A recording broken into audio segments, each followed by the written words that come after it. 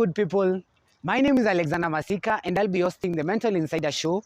This is a mental health show that will discuss the various topics that concern mental health in all aspects. And now then, we roll back to our first episode where we'll be discussing about mental health stigma in the society.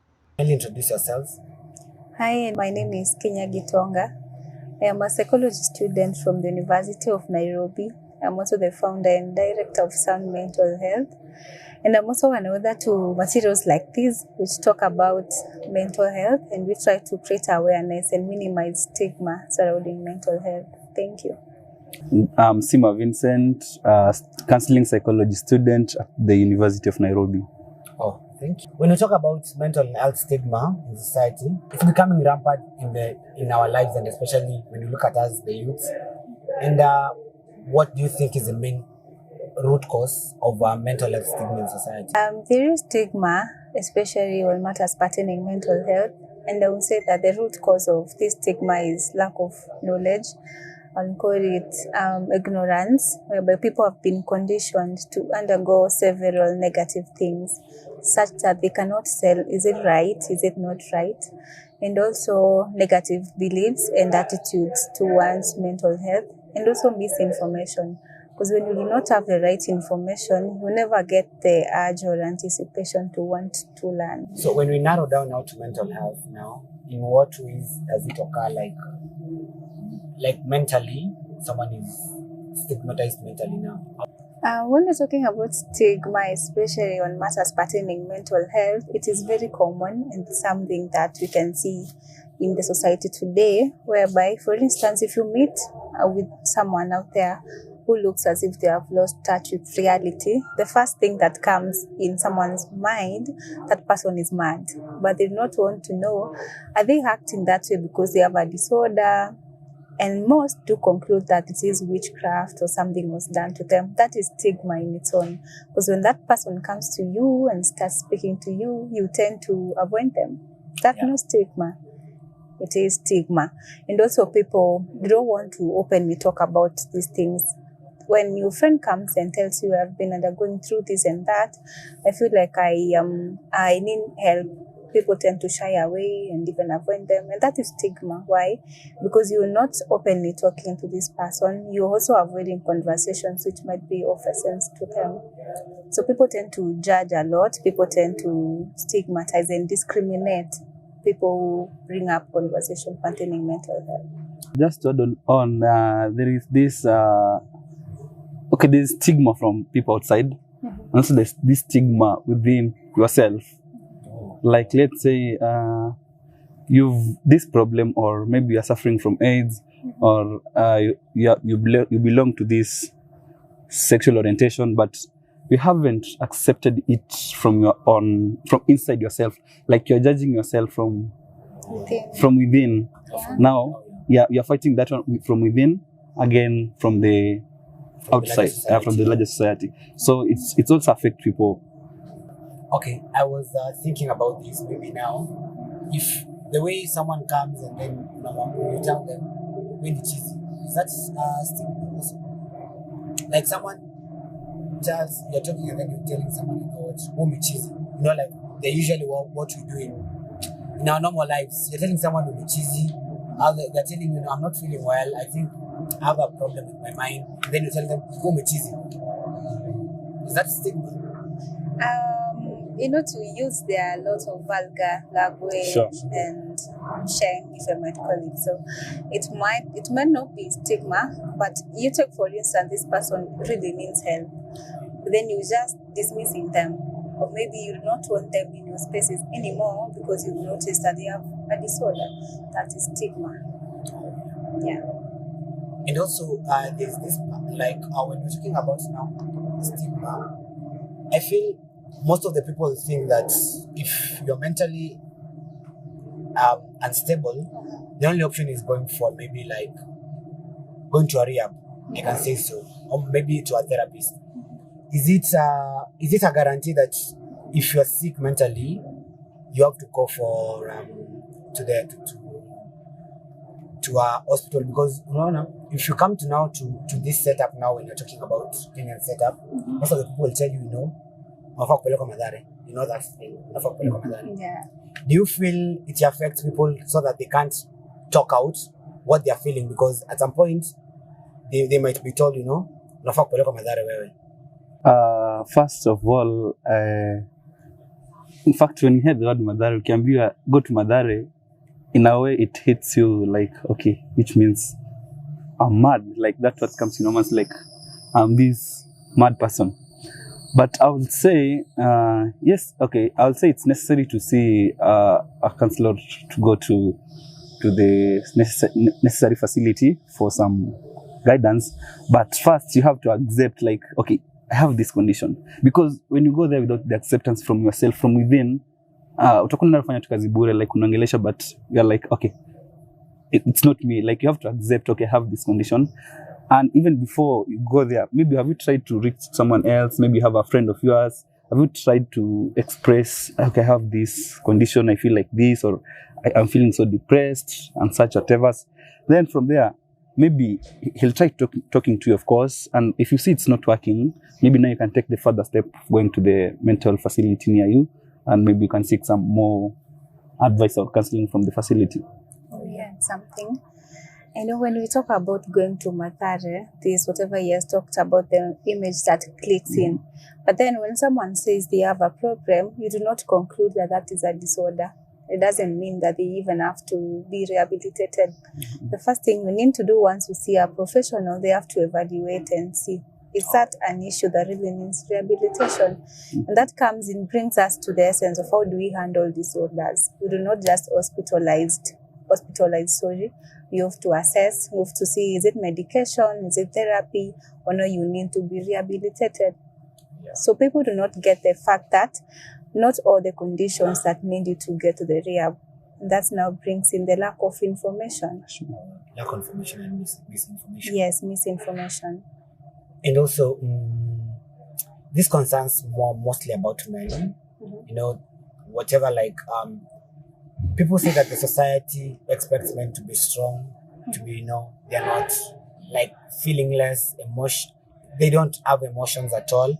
And then now this draws back now to where we are now as a society, as a country, and as a world. Do you feel like there's a lot of stigma in mental health, especially to men compared to women? And how can we handle that? Because most of the men don't, they say most of the men don't talk. Yeah. But now, what is the way forward? Because it looks like men are more stigmatized when they're mentally unstable than women. Is that true? And how do you go about that? I think that's something that should be done away with, and it's really affecting our current society, especially with the youth. Like you're being told, when you mwanaume, like there's this stuff wanakwambia, we ni mwanaume.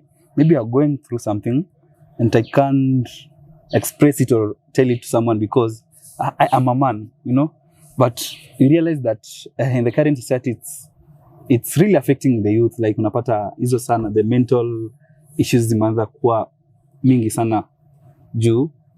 Watu wanasema, okay, ladies, they express themselves, wakiwa na shida, she can go cry, do anything. But for a man, you have to remain strong and you can't really let out what you're feeling. First of all, I'll like to say, it's not something good. It's all about you. It's all about your mind. It's all about your body and soul. So I'll suggest, or I'll prefer, if having any thought or something that is really in your mind, or you're feeling this thing disturbing you, it's good for your sake. Leave alone now the stereotypes or what the society may view as you're not a man. Of course, you remain to be a man after all, if you express your feelings or not. Just come out, seek the necessary guidance or the services that you need or the counseling that you need, instead of baki umejiekelea, and then it will come and affect you to an extent. Now that you're being called, this guy is a total mad person. Now, before it reaches that extent, think more about yourself than what the people around. Like, it's more about yourself. Yeah. Okay. So also regarding the same, I would really love to say that it is research that has shown men tend to suppress emotions. Most of them do not want to speak out. And I've seen a lot of spaces coming out. I've seen a lot of forums coming out which try to educate people that the sense of talking about what you're feeling, the sense of expressing your emotions and not necessarily suppressing them. Because the moment you suppress emotions, they tend to hurt you more. And this is a belief, it's among the negative beliefs that people have, that men tend to should be whole, strong at all times, which is very wrong. Why? Because they are also human, and they also need help. So it is okay even as youths to join these forums, join these spaces, get to speak. There are support groups, and support groups, it is a space where people with like experiences meet, they share. If you're facing issues to deal with depression, if you're facing issues to deal with suicide, you get to talk and you see also people have been there before me, they made it. That means that I can also get to be fine. So it is of importance even as youth, males, females, to join spaces and talk about such issues. Do you think that stigma makes people not go for like to seek help, maybe in a hospital, maybe in a medical facility? Do you think it's one of the main challenges for people not going to seek help? Because when you look at the statistics, there are very few people who go to go for a mental checkup. Yeah. And then when the survey is done, the stigma was the first one on the table, because they say that everyone fears being stigmatized. So most of them now tend to suppress those feelings, especially for men. They want to suppress the feelings, and then they don't seek help. What do you think about that? Is it true? Yes, it is true. Stigma really counts. And let's see, even during research on when people are bring these issues out there, for instance, social media, there's a way they portray these mental health conditions such that a person feels this is extreme. I don't want to trend, or I don't want to be on the limelight. And also lack of information, as we said. So when you're talking about stigma, it is a huge thing that contributes to people not going for mental health checkups. And when I ask a person, when was the last time you went for mental health checkup? The answer, sijachizi. Because they think going for these checkups, you necessarily have to have a disorder, which is wrong. So yeah, mental health is being laid low by stigma. But not only stigma, there are other factors, but it plays the key role. Who are the best people now to address this issue? Because if you're going to the clinic, does it mean now the counselors are the people stigmatizing these people? Or is it the society, the people that know this person is going maybe through a problem? Now, where is the problem? Okay, I'll say using this example, I was sometime back at Madari. So there was this patient, he's been suffering, he was suffering from AIDS and HIV. So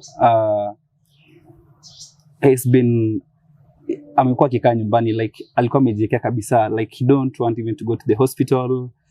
Amejiwekea zile feelings, like it's stressing him up. He hasn't expressed it to anyone else. So like he feared. When I asked him what was the reason why he never wanted to go for hospital, or because ilikuja ikapile, like to an extent he got traumatized, akakuwa na zile those disorders correlated na stress, depression, so it really affected him, ikabidi akaletwa OC. So when I tried to ask, why didn't you go to the hospital? First, yes, he said at the hospital he feared that maybe the environment, maybe the doctors who are there, and maybe the other patients who have come, they will say, oh, this guy is HIV positive. So that thing made him not fear to go to the hospital. And again, he said, now another big problem was back at home. Now the family at large. Like the family and the entire, the society will now start judging him and maybe isolating him from accessing other services. So I think the problem, I will say, it's entirely now the society at large, how they'll view you. Like they'll start viewing, hata kama mtu alikuwa rafiki yako, kuna venye hiyo drift itakuja, like yeah, atakuwa na that perception. Yeah. Maybe you're just being depressed or something, then someone hears, hey, Vincent amepelekwa Madari. You see, someone conclude, hey, Vincent amecheese, or Vincent amekuwa mwendawazimu. So most people, I guess they are afraid of that judgment. I'll say judgment from the society. Okay. Yeah. Now, apart from that, do you think there's enough advocacy or creating awareness about mental health stigmatization in society? And if it's not, what are the ways that maybe we can improve on that? Yeah. Of late, since COVID came, there has been a lot of improvements, especially in mental health. There is advocacy, but I would say that mental health is not given the weight it deserves. Because you can see when people talk about these things, I've seen a lot of Twitter spaces, I've seen a lot of Instagram lives, and a lot of spaces regarding mental health. But it's only theoretical. On ground, it's not working. And people are always doing it on social media, but at the grassroots level, people are not sensitized. So you might find that those who are a bit engaged with literacy programs, they have the idea. But when you go to the underserved areas, in rural areas, people lack knowledge. So there is still a lot of things which can be done. But then how do we enhance this? It starts by personal initiative. As a person, what are you doing to advocate for mental health? And also, once you learn a new thing, do you take the initiative to educate someone else, or you're keeping it to yourself? Because knowledge is power. The moment you learn, you educate someone else, they educate someone else, and that's how social change comes in. And before now we finalize, you all know that it's the Mental Health Awareness Month. Yes. Yes. So, as individuals, what initiatives are you doing to make sure that you advocate for mental health? Personally, for me, it has been a nice month being a mental health advocate. I have been having a lot of activities. And talking about Sound Mental, we're actually wearing a t-shirt. Yeah, I can see it. It's branded Sound Mental Health. Yes, it is a youth-led program. We do have activities online talking about the media. We do have bi-weekly trainings. We also have Twitter spaces. And we had a physical event yesterday, which was Wellness Fiesta. And my call to action to all youths out there who might be watching us, I really love you to take initiative and join forums and spaces where people are trying to create advocacy. And also at a personal level, get to learn something new each and every day. Because you never finish home exhaust learning. So learn about mental health and share the same. Yeah. Thank you. Wow. Back to you. For me, I'll say it's not only this month now that's the mental health awareness month, but for me, since some time back, I guess it was last year in December, I now realize after I went for my internship at that I realized that, wow, the society needs us even more. So what I started doing, like now I started engaging even with my friends more frequently. Like we just create that free space, like we have free talks, like, oh, how are you, Masika? Si okay, mikwaje? It tells you I have been disturbed, nimekuwa na stress, then you know stress is nini, like that. I give them that free, I will say free environment, like we interact freely. Yeah, free space. So I guess, and in now I will say it's really working. Actually, I can meet someone and hey, Nasquizi, you're so happy. What's the problem, or what's making you so happy? Then you discover, it's not just happiness. This person, it seems, akona kitu like not me happiness. He's faking it. Yeah, he's faking it. So you realize, oh, there's something more. So like I decided now I should just nirudi kwa ground watu wako karibu na mimi, let me try to nianze to know more. Hata pia in a way pia mimi najifunza to know, oh, this how this thing can be done, or this how this thing can be handled. So I'll say I've not advanced like my friend. I'm advanced. Okay, but I do attend those support groups, those peer group, counselors groups. So I'll encourage pia anyone penyako akisikia there's any support group for mental health, ajitokeze, aende, achangamke. Just as you said, mental health ni same as physical health. So it's actually different. Your mental health yafai ikuwe sawa, just as vile unaendanga hosi uchekiwe your physical health. Si lazima tukue na depression ama ukue tuwe ni chizi ama nini ndio uende for the mental health activities. Just feel free na utokeze. Yes. Just as it's written here, we are here for you. Yeah. Yeah. For you. Yep. So actually I wanted to go back to you and give a parting shot to our audience. Or yeah, you can just say a word of encouragement or a parting shot to the audience. My parting shot ni kwa wasi huko nje, mostly mavijana, tujitokezee, tuache kukaa kule chini tukiumia. Feel free to reach out to anyone, to any of your friend, mwenye unaaminia jitokezee, muongee na itakuwa sawa. Mental health is there for us. Chonjo. My last word is a call to action to everyone out there. Let us all embrace mental health, and as we're looking toward an environment with zero stigma, be part of it and pioneer mental health. And also I want us to encourage, even as we read literacy materials out there are also Kenyan authors like us. You can also get a copy. Find us at Kinya Gitonga in Twitter and Sound Mental Health across all platforms. And thank you. Thank you so much. To our dear viewer, we say thank you for tuning in to this episode. This was the first episode, and wait for more. It's going to be fun.